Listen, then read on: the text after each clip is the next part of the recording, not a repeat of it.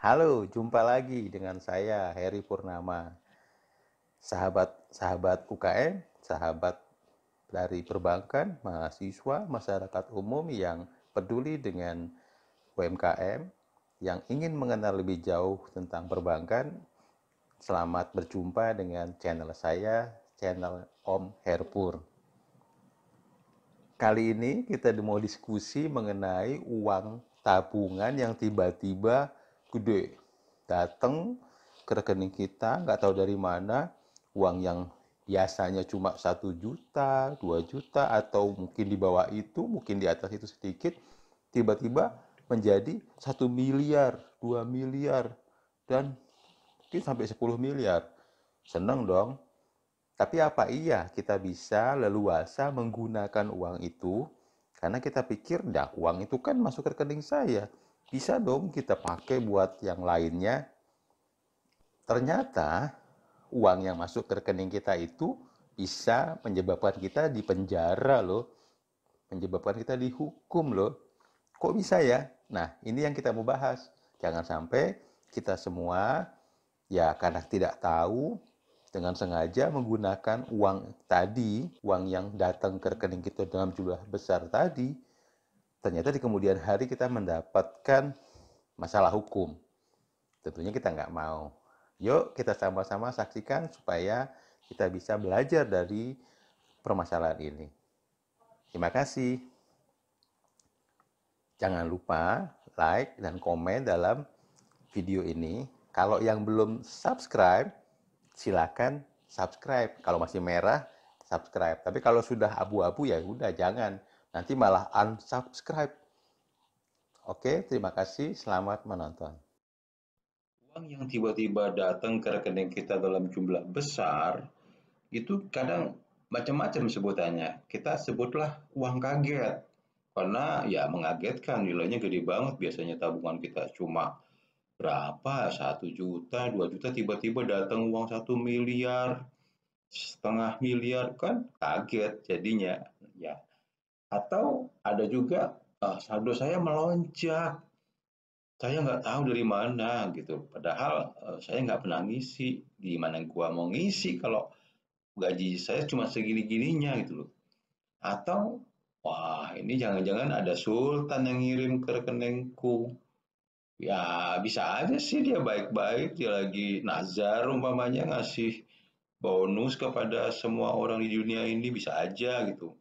Atau, ah ini mah dari langit nih. Kemarin ada doa kepada Tuhan yang Maha Kuasa agar kasih aku uang banyak supaya aku bisa beli ini, beli itu. Atau alasan kita, lah itu kan punya saya.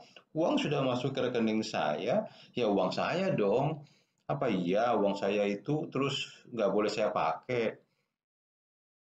Hati-hati, itu bisa pidana. Karena yang jelas itu bukan uang kita. Uang itu ya bukan bersumber dari penghasilan, bukan bersumber dari bisnis, bukan bersumber dari warisan orang tua, bukan. Emangnya uang kaget tadi itu asal-usulnya seperti apa sih? Yuk kita lihat. Uang kaget itu bisa jadi karena nggak sengaja.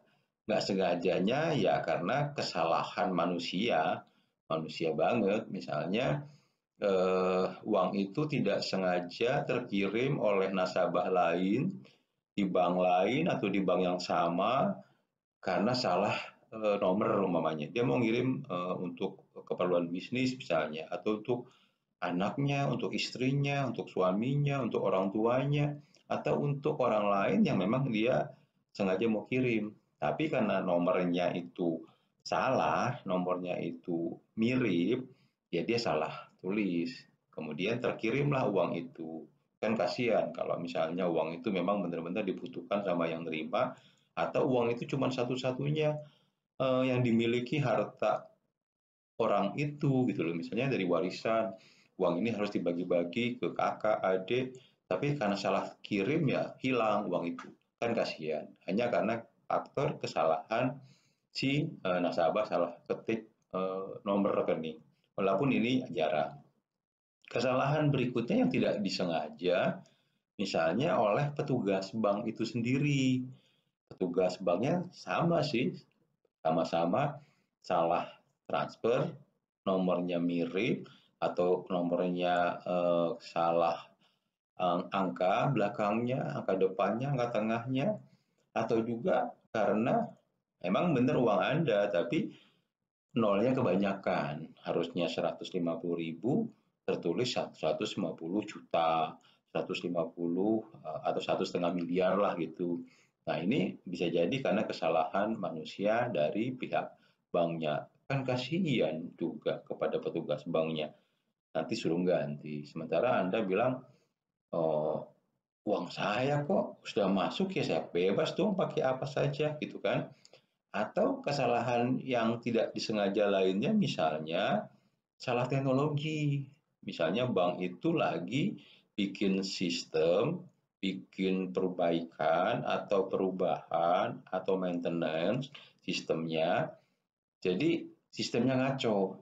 Nah, sistem yang ngaco inilah kadang salah satu efeknya, salah satu dampaknya adalah dia melakukan pembukuan yang tidak disengaja.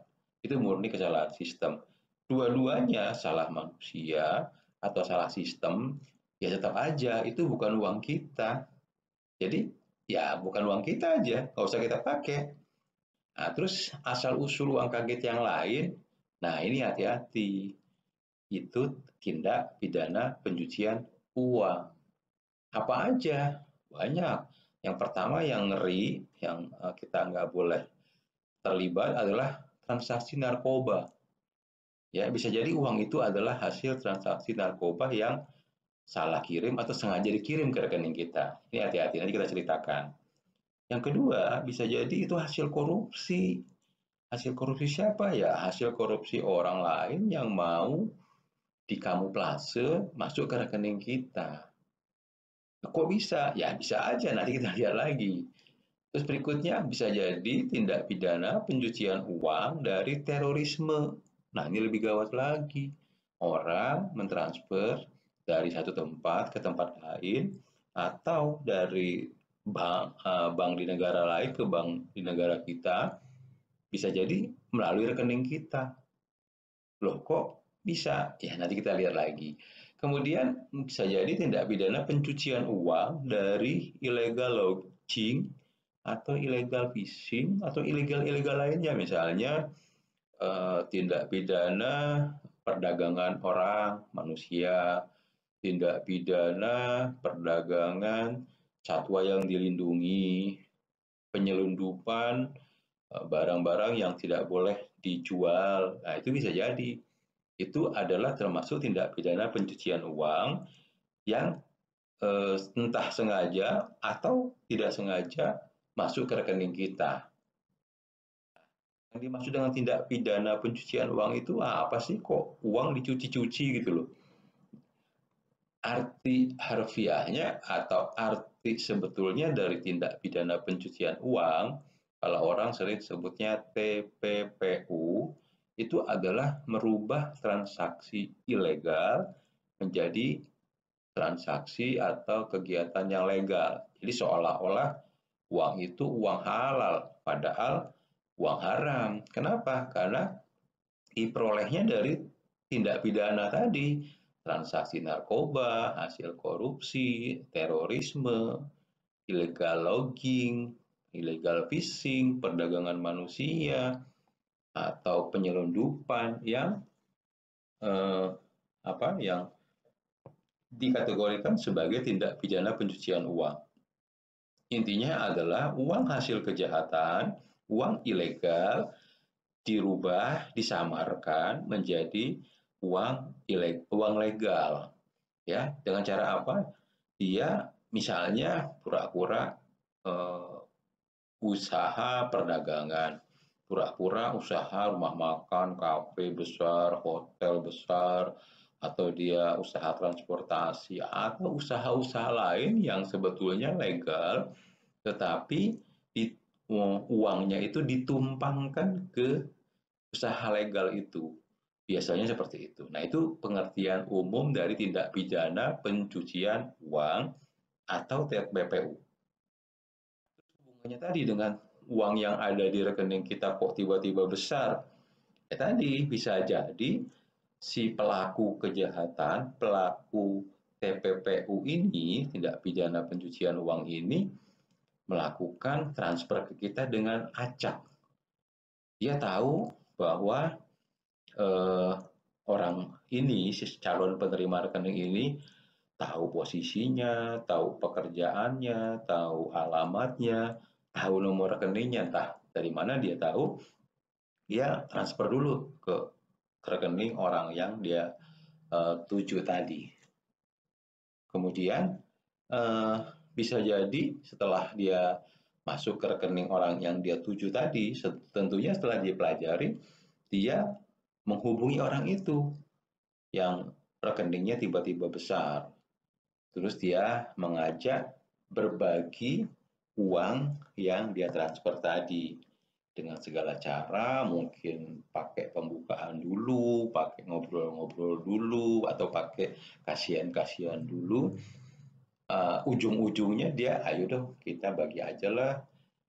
Saya kirim 1 M, nanti kamu buat kamu ya 10 juta atau 20 juta, atau ya sudah saya kamu 100 juta, saya 900 juta, umpama seperti itu. Berbagi uang hasil kejahatan, tapi dia menumpang rekening orang lain. Kemudian bisa jadi pakai komisi. Kalau saya kasih kamu sekian, saya akan bagi kamu sekian persen. Mau nggak? Tapi rekeningnya rekening kamu. Nanti pura-puranya itu uang kamu dan kamu yang memberi apa namanya menarik uang itu. Saya nggak ada hubungan sama sekali. Itu sistemnya komisi. Terus kemudian atau malahan tadi sudah diajak, nggak mau komisi, nggak mau sharing, nggak mau. Padahal dia tahu posisi, lokasi, pekerjaan, orang-orang yang rekeningnya dia transfer tadi. Ujungnya apa? Dia mengancam pemilik rekening itu untuk tutup mulut. Udah kamu nggak usah ngomong-ngomong ya, awas ya, gitu. Ini balikin duitnya ke saya. Nah, itu adalah cara lain atau tahapan lain dari tindak pidana pencucian uang yang dengan sengaja mentransfer ke rekening orang lain. Atau lama-lama ya dia dengan cara kekerasan dia mengakuisisi, mengambil alih rekening kita, rekening orang yang dia tuju dengan cara paksa. Cara paksa ini ya dengan ancaman atau dengan model-model kejahatan perbankan lainnya, kejahatan keuangan lainnya. Bisa jadi dia hack rekening kita, kemudian dia uh, palsukan uh, bukti atau identitas kita, KTP misalnya, atau cara lain, nomor handphone, yang ujung-ujungnya rekening kita itu menjadi rekening dia. Itu sudah sangat canggih, kita nggak akan kepikiran. Tapi yang jelas tindakan pidana seperti itu, dengan modus seperti itu tuh sudah banyak terjadi. Kemudian, apa yang harus kita lakukan kalau tiba-tiba uang di rekening kita itu melonjak tidak sesuai dengan uang yang kita miliki? Bisnis bukan, warisan bukan, terus kemudian ada apa namanya hasil gaji bukan, dari hibah dari atau hadiah nggak ada. Nah, terus apa yang kita harus lakukan? Kalau tiba-tiba uang itu masuk ke rekening kita dalam jumlah yang besar. Pertama adalah pastikan apakah itu memang uang milik kita. Ingat-ingat dulu, misalnya, oh iya mungkin warisan kali ya, atau oh saya pernah ngutang ke, atau saya pernah ngutangin orang dalam jumlah besar, orang itu mungkin bayar utang ke saya. Atau juga itu bisnis memang bisnis saya jual apa, dapat pembayaran seperti itu. Atau yang lain, coba dipastikan apakah memang uang itu milik kita bukan. Terus kalau misalnya dari hasil usaha bukan, warisan bukan, undian apalagi, apa yang kita, oh berarti bukan uang saya. Nah, kalau memang sudah pasti itu bukan uang kita, atau memang uang kita tapi kita pengen pasti lebih lebih tepat lagi, ya laporkan ke pihak bank. Laporkan, datang ke pihak bank bahwa rekening saya tiba-tiba melonjak di luar kewajaran dan di luar transaksi saya dan itu bukan uang saya. Sampaikan ke bank. Kalau belum cukup juga supaya teman-teman atau kita semuanya terhindar dari masalah hukum di kemudian hari, ya lapor ke pihak kepolisian dalam waktu ya 1 kali 24 jam. Uang itu belum juga diralat atau direvisi atau dikoreksi, kita lapor aja ke kepolisian. Tentunya dengan melibatkan pihak bank dulu, supaya bank itu bisa tahu, oh itu memang mungkin tadi karena kesalahan pihak banknya yang mentransfer, petugas pihak banknya yang mentransfer salah nol, tambahin nol, atau mungkin karena adanya kesalahan teknologi perbankannya lagi error. Nah, sebelumnya memang harus ke bank dulu supaya masalahnya clear gitu kan. Kalau kepolisian nanti jadi panjang urusan, walaupun itu kalau memang nggak cukup ke bank, kita harus tetap lapor ke kepolisian. Nah, yang paling aman sih jangan ambil sepeser pun uang yang bukan milik Anda atau milik kita. Karena ya kalau memang uangnya cuma segitu ya sudah nggak usah berharap, wah ini ada uang masuk, kiriman dari sultan, kiriman dari langit. Oh boleh dong gua pakai karena ini kan rekening-rekening saya. Saran saya jangan, karena nanti akan banyak sekali eh, rentetan masalah hukum yang akan menjerat kita ke permasalahan yang lain. Seperti itu. Terima kasih.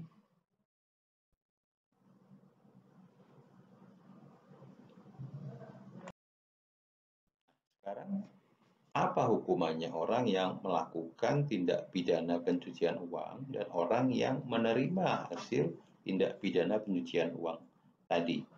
Di Undang-Undang Nomor 8 Tahun 2010 sudah dituliskan bahwa bagi pelaku pencucian uang, maka hukuman yang diberikan adalah penjara paling lama 20 tahun.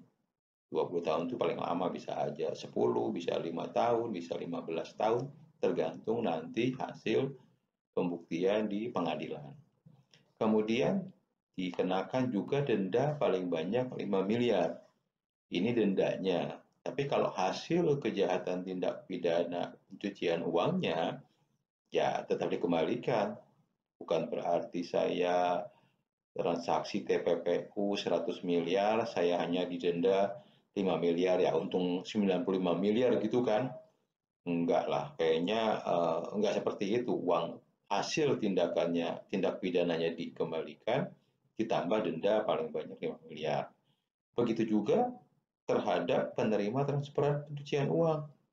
Misalnya sudah ada yang masuk, dia gunain sedikit atau banyak, dia akan kena penjara paling lama 5 tahun dan denda paling banyak 1 miliar. Sama, 1 miliar atau 5 miliar tadi adalah dendanya, bukan disuruh ngebalikin cuma segitu.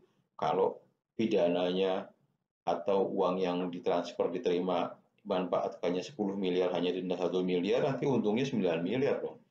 Enggak begitu. Nah, inilah resiko kalau kita menerima uang yang bukan milik kita, ternyata uang itu bersumber dari tindak pidana pencucian uang. Jadi sekali lagi hati-hati, tolong cross check dan pastikan bahwa uang itu bukan hasil tindak pidana pencucian uang dan bukan dari kesalahan orang lain. Demikian. Setelah kita melihat video tadi, jelas bahwa uang yang masuk ke dalam rekening kita itu bukan uang kita, tapi ada yang salah transfer, ada juga karena sengaja salah transfer dalam rangka pencucian uang. Artinya, mau salah transfer kah atau memang sengaja transfer karena tindak pidana kah? Yang jelas itu bukan uang kita. Maka itu kita harus hati-hati, jangan sampai kita menjadi orang yang terlibat dalam tindak pidana pencucian uang seperti yang ada di dalam video itu. Semoga bermanfaat. Sampai